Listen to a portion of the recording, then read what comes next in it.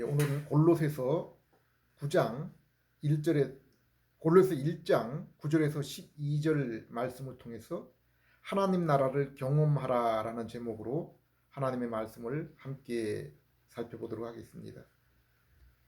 이제 나이가 60을 훌쩍 넘어 햇살이 저무는 저녁 노을처럼 황혼기에 접어든 인생길에서 가끔 지나간 일들을 회상해 봅니다. 내가 젊었을 때 바라고 꿈꾸었던 대로 남들보다 더 잘 배우고 더 잘 살고 남들이 부러워하는 높은 위치에 있었다면, 또한 목회자로서도 멋진 교회, 수많은 근중, 그리고 그들의 갈채와 존경을 받는 위치에 있었다면, 이처럼 자신의 인생은 내가 인생의 주인이 되어서 끝없는 개인의 욕망을 추구하며 살게 되었을 것입니다. 눈을 돌려 우리가 사는 세상을 한번 보십시오. 이제 며칠 후면은 민주주의 대의 제도에 꼬신 의원을 선출하는 날입니다. 그런데 우리가 선출한 대표자들이 민중의 대의, 곧 공의와 자유, 복지에 대하여 만족시킬 만한 그러한 리더십을 발휘할 수 있을까요? 우리는 온 세상이 마치 사파리의 야생 동물처럼 이성이나 자비가 아니라 힘에 의해서 움직여지는 것을 부인할 수 없습니다. 이러한 세상과 인생 개인에게 인간이 이 세상의 주관자가 아님에 얼마나 감사한 마음으로 우리의 가슴을 쓸어내리지 않을 수가 없는 것입니다. 성경을 보면은 하나님은 세상의 창조자이실 뿐 아니라 또한 공의와 인자로 다스리고 계시는 하나님이시라고 했습니다. 죄로 타락한 첫 번째 세상을 하나님께서 그들의 손에 놓아두었을 때 세상이 어떻게 되었습니까? 세상이 포악과 강포가 극에 달했다고 했습니다. 그리고 세상이 그렇게 된 원인이 어디에 있었다고 했습니까?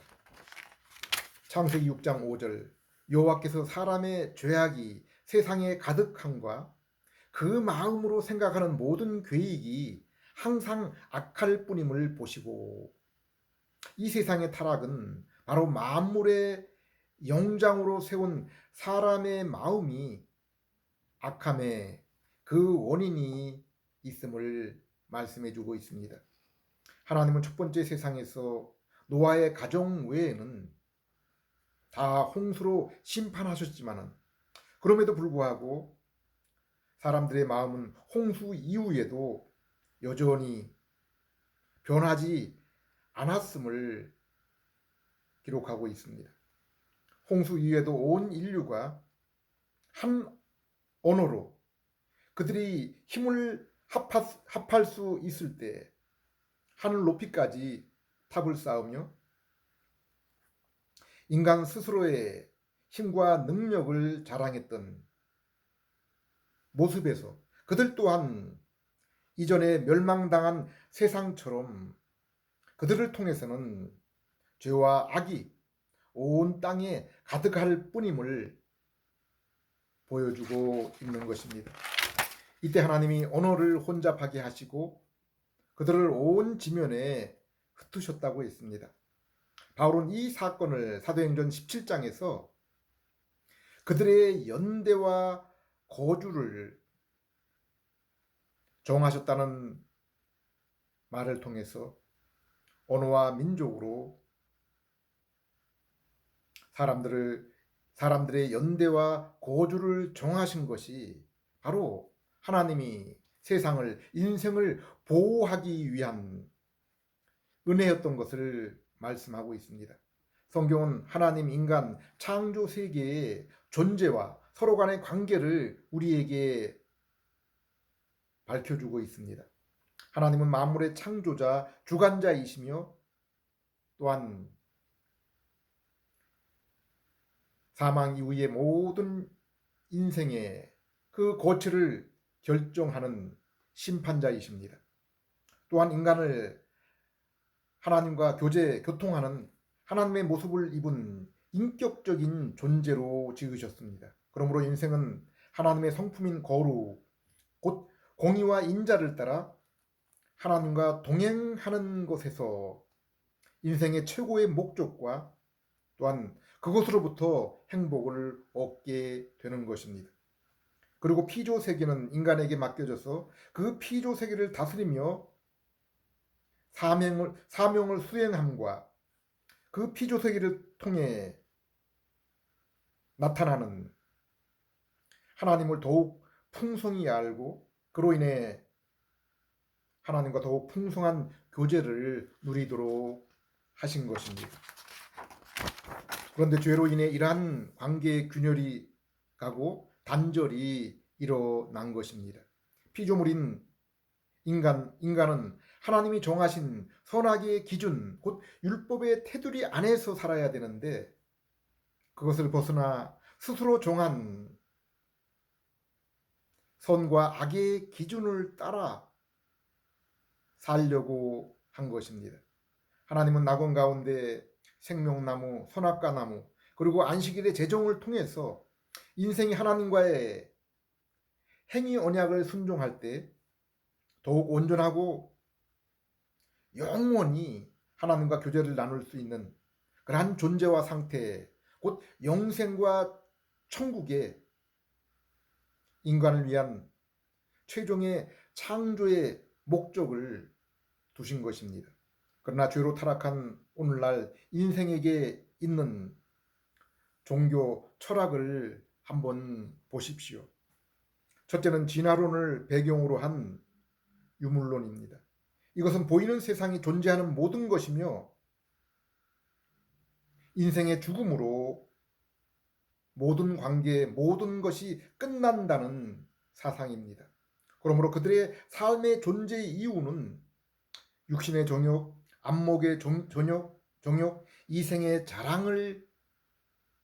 이생의 자랑만을 위한 것입니다. 그들의 도덕적인 삶 또한 자신의 양심과 다른 이들의 시선을 만족해 하고 그러므로 인해 자신을 자랑하는 그러한 삶을 살려는 것입니다. 성경은 이러한 사상은 세상으로부터 그리고 세상을 다스리는 마귀로부터 온 것이라고 했습니다. 또 다른 하나는 하나님을 미지의 신으로 알 수 없고 나와 상관이 없는 신으로 또는 자기 자신을 그 신 가운데 하나로 여기는 그러한 사상입니다. 이것을 철학 용어로 이신론 그리고 범신론으로 부르기도 합니다. 그러므로 죄인인 인간은 자신의 노력, 자신의 지적 깨달음으로 신의 세계를 경험하고 그의 경지에 도달하려고 합니다. 왜 이러한 일이 일어납니까? 인간은 죄로 인해 하나님의 형상이 훼손되었지만은 그럼에도 전도서 3장 11절 말씀처럼 인생은 영혼을 사모할 마음이 남아있기 때문입니다.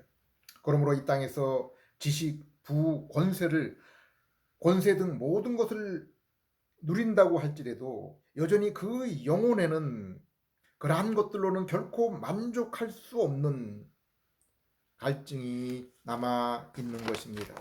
요한복음 3장을 보면은 한밤중에 사람들의 눈을 피해서 예수님을 찾아온 한 사람의 얘기가 나옵니다. 3장 1절 그런데 바리새인 중에 니고데모라 하는 사람이 있으니 유대인의 지도자라.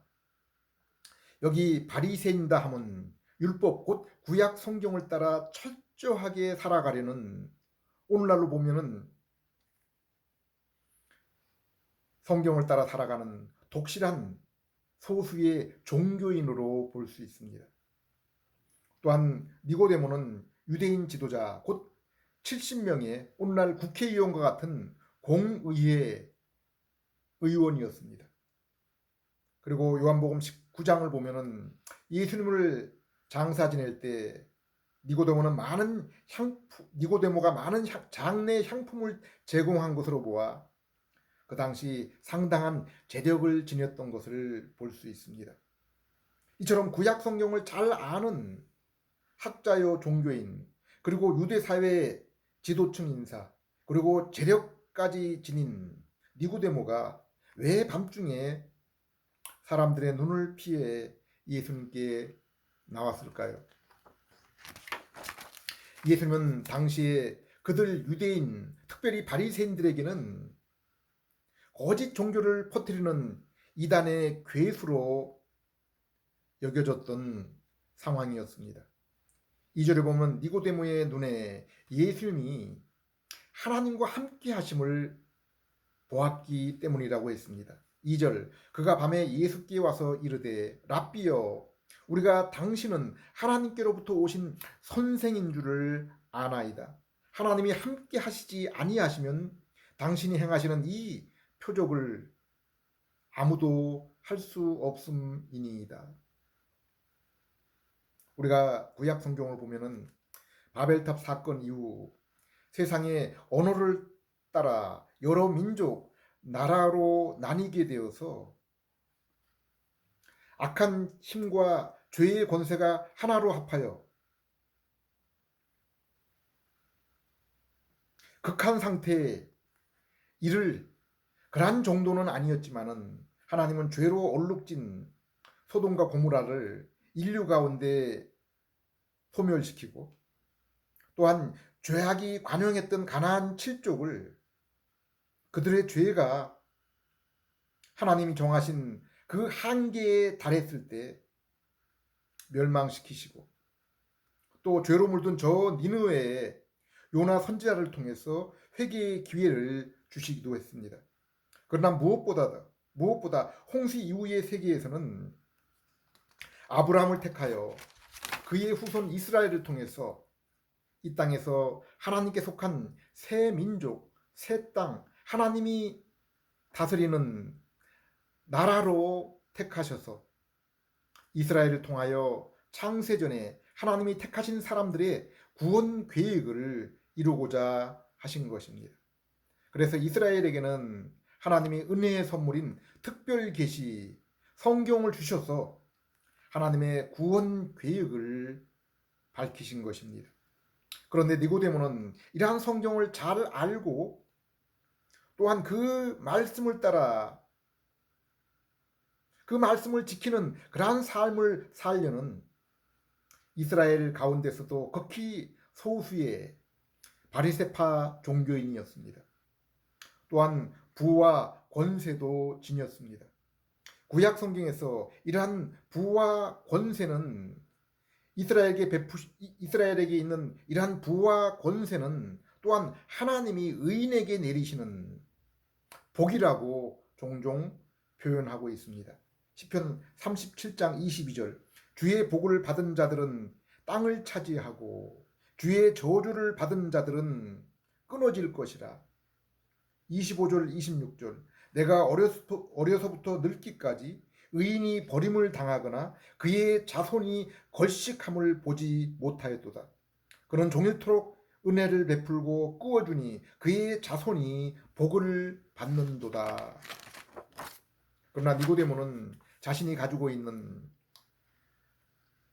이러한 성경 지식과 성경 곧 일주일에 2번 금시, 철저한 11조 생활 같은 종교 생활과 유대의 권세자, 또 물질적인 부요가 성경이 말씀하는 하나님과의 올바른 관계, 교통을 나타내거나 보장하는 것인가에 대한 의문을 가지게 되었습니다. 그래서 밤중에 고민 가운데 이렇게 예수님께 나온 것입니다. 과연 나의 지식, 과연 내가 갖고 있는 세상의 권세와 부, 이것이 나와 하나님과의 진실한 관계를 증명하는 것인가? 니고데모는 하나님이 자신과 함께 한다는 증거, 분명한 표적을 원했습니다. 바울도 고린도 교인에게 이러한 증거를 가질 것을 요구하고 있습니다. 고린도후서 13장 5절, 너희는 믿음 안에 있는가? 너희 자신을 시험하고 너희 자신을 확증하라. 예수 그리스도께서 너희 안에 계신 줄을 너희가 스스로 알지 못하느냐? 그렇지 않다면 너희는 버림받은 자이니라. 사도 요한 또한 에베소 성도들에게 이렇게 말씀했습니다. 요한에서 4장 1절, 사랑하는 자들아, 영을 다 믿지 말고 오직 영들이 하나님께 속하였나 분별하라. 많은 거짓 선지자들이 세상에 나왔습니다. 사도행전 17장을 보면은 바울이 칭찬했던, 바울이 인정했던 신앙인의 모습이 나옵니다. 11절, 베레아에 있는 사람들은 데살로니카에 있는 사람들보다 더 신사적이어서 간절한 마음으로 말씀을 받고 이것이 그런가 하여 날마다 성경을 상고하니라. 오늘날 교회 생활, 신앙 생활을 하는 사람들의 모습을 한번 보십시오. 사람들이 캐토릭처럼 교회가 마치 구원의 방주로 생각을 합니다.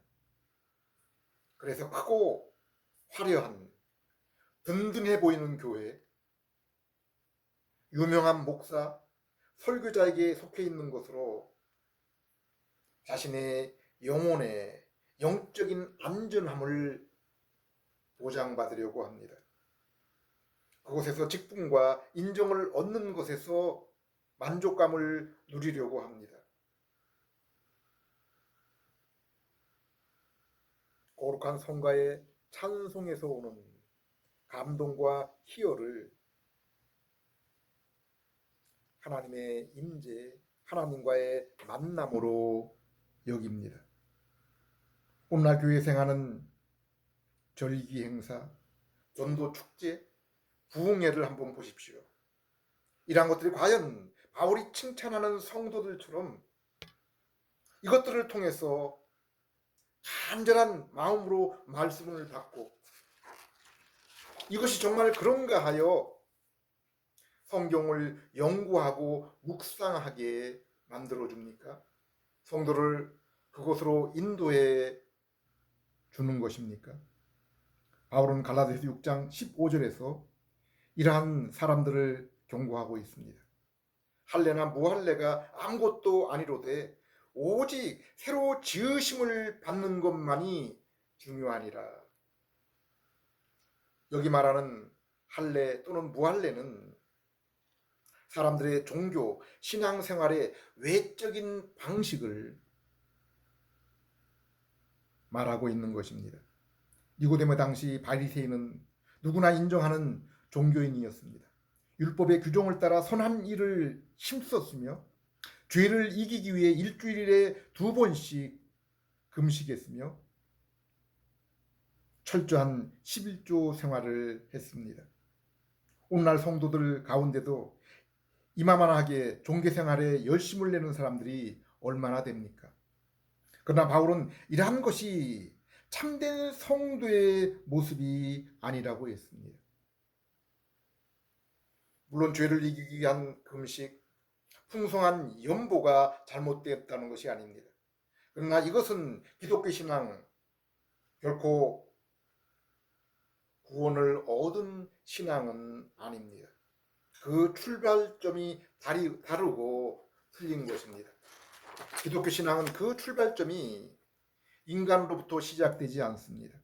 인간의 노력, 의지, 인간이 스스로 만든 그 믿음에서 출발하는 것이 아닙니다. 신앙생활의 믿음의 모든 시작과 마지막까지 오직 하나님의 은혜요, 하나님이 시작하시고 하나님이 마치시는 것입니다. 신앙생활은 창세전부터 예수님 안에서 하나님이 이루신 일입니다. 그리고 성령님을 통해서 새로 지으심, 곧 중생을 통해서 우리에게 씨가 심겨지고 싹이 나고 자라게 되는 것입니다. 선한 일들을 통해서 구원을 얻는 것이 아니라 죄인을 새롭게 하신 하나님이 우리 안에서 선한 일을 시작하는 것입니다. 즉 구원을 얻기 위해서 선한 일을 하는 것이 아니라 이제 하나님의 은혜로 예수님을 믿음으로 중생과 새롭게 됨, 구원을 얻음으로 선한 일을 시작하게 되는 것입니다. 고린도서 2장 12절이 우리에게 이 사실을 분명히 가르쳐 주고 있습니다. 우리가 세상의 영을 받지 아니하고 오직 하나님으로부터 온 영을 받았으니 이는 우리로 하여금 하나님께서 우리에게 은혜로 주신 것들을 알게 하려 하심이라. 그리고 마태복음 13장을 보면은 이러한 은혜의 보물, 값진 것이 무엇인지를 우리에게 보여주고 있습니다. 이것은 땅속에 감추어진 보물, 진주 장사가 온 땅을 돌아다니며 찾는 값진 진주입니다. 인생이 자신의 모든 시간, 물질, 노력을 다해서 구해야 하는 것이 무엇입니까? 골로새 2장 3절에 이것이 바로 하나님의 비밀인 예수 그리스도라고 했습니다. 예수 그리스도 안에는 지혜와 지식의 모든 보화가 감추어져 있느니라. 창세기 15장 1절에서 하나님은 아브라함에게 하나님 자신이 바로 너를 위한 가장 값진 선물 상급이라고 했습니다. 신약 성경에서는 그것이 바로 성령이라고 했습니다. 그러므로 에레미야 9장 23절에 인생이 추구해야 될 것은 세상의 고상한 학식이나 부나 힘이 아니라 하나님과 그분의 인격을 아는 것이라고 했습니다. 전도 3장 11절 말씀처럼 하나님의 형상을 입은 죄인은 영혼을 사모하고 갈망합니다. 하나님 외에는 인간에게, 인생에게 그 어떤 참된 만족을 줄 수가 없는 것입니다. 그러므로 선지자는 너희가 멸망하게 되는 것은 너희가 먹을 음식이 없어서 마실 물이 없어서가 아니라 하나님을 알지 못하기 때문이라고 한 것입니다. 요한복음 17장 3절에서도 영생은 오직 하나님을 아는 것이라고 했습니다. 그리고 14장 6절에서는 오직 예수 그리스도를 아는 자 외에는 하나님을 아는 자가 없다고 했습니다. 마태복음 11장 27절에도 아들과 또 아들의 소원대로 계시를 받은 자 외에는 아버지를 아는 자가 없다고 했습니다. 구약 성경은 예수님의 그림자와 모형입니다. 복음서는 그 계시의 실체이신, 약속의 실체이신 예수님의 행적을 나타내고 있습니다. 그리고 서신서는 성령님의 도움으로 예수님의 제자와 사도들이 우리가 이해할 수 있도록 그것을 자세히 설명해주고 주석해 주는 것입니다. 주는 그러한 책입니다. 그리고 우리는 어거스틴, 칼빈, 청교도들, 바빙크 같은 믿음의 선진들의 신앙 서적을 통해서 그들이 만난 예수님, 그들이 사귀었던 그 예수님을 더욱 풍성하게 배울 수가 있는 것입니다. 또한 기독교 신앙의 절정기에 기록된 웨스민스터 신앙고백서, 소요리 문답서, 또 대륙에서 하이델베르그 요리문답, 벨지 고백서, 도르투 신조를 통해서 우리는 우리의 신앙의 길이 어떠한지, 올바른지를 점검해 볼 수 있습니다. 점검해 보아야 되는 것입니다. 또한 내가 바른 영을 가지고 바른 믿음의 삶을 살고 있는지 점검해야 됩니다. 인생에서 이거보다 더 절실하고 더 소중한 것은 없는 것입니다. 저는 개인적으로 바벤크의 교회학을 애독하지만은 성경을 읽을 때 나의 예수님에 대한 이해가 올바른지 확인하기 위해서 저 위대한 고전인 메투엘리의 주석을 함께 정독하고 있습니다. 예수님은 하나님 나라를 구하는 니고데모에게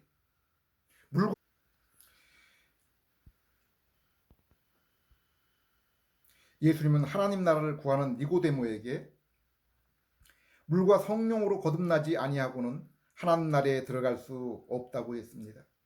여기 물과 성령은 죄로부터 우리 자신이 씻기고 새롭게 되는 상태를 말하고 있습니다. 에베소 2장 1절에서 10절 말씀처럼 죄와 허물로 영적으로 죽어 있고 부패한 마음을 가진 죄인인 우리 모든 인류 가운데 오직 성령님의 새롭게 하시는 중생의 역사를 통해서 우리 죄를 대신 지시고 우리를 위해 순종으로 대신 의를 이루신 십자가와 부활의 예수님을 믿음으로 죄 용서, 칭의, 그리고 하나님 자녀로서 성령님을 모시고 새 마음을 지닌 성도만이 진심으로 세상을 빛과 소금의 선한 삶을 감당하며 살게 되는 것입니다.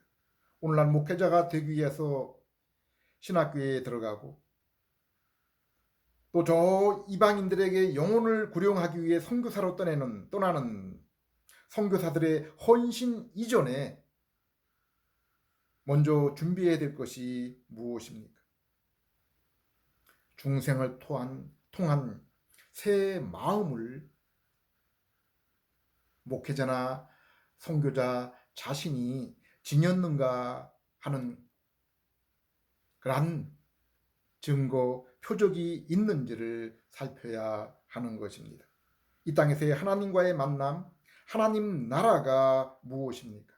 에베소 2장 18절 말씀처럼 예수 그리스도를 통해 성령님 안에서 하나님께 나아가는 것입니다. 요한복음 4장 24절 말씀처럼 성령님의 중생으로 새롭게 된 마음으로 예수님 곧 진리의 말씀 안에서 하나님과 나누는 교제입니다. 베레아 성도들이 그것을 맛보고 누렸습니다. 그들은 참 목회자요 설교자인 바울의 설교를 들을 때 이것이 참으로 하나님으로부터 온 것인지를 알기 위해서 집으로 돌아가서 그 설교 말씀을 생각하며 성경을 자세히 살펴보았다고 했습니다. 이것이 바로 경건입니다. 인생이 하나님을 알고자 하는 소원 이외에 더 큰 소원은 모두가 우상입니다. 그리고 이 소원은 오직 성경의 예수 그리스도를 성령님의 중생을 통해서 알게 되고 이루어지는 것입니다. 골로새 1장 9절에서 12절에 나오는 바울의 기도를 통해서 우리는 성도의 그 삶 속에서 이것을 점검해 볼 수 있는 것입니다. 우리의 삶 속에서 점검할 수 있는 것입니다.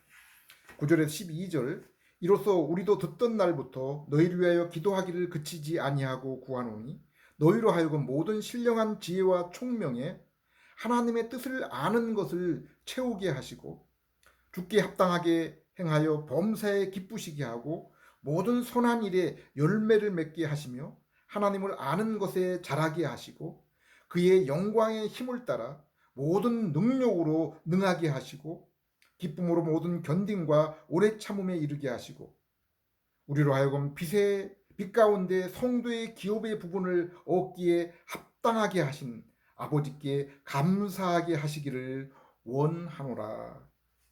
성도는 특별 계신 성경의 말씀을 들을 때, 읽을 때 성령께서 그들의 눈을 열어서 지혜와 총명을 주셔서 하나님의 뜻을 깨닫게 하시는 것입니다.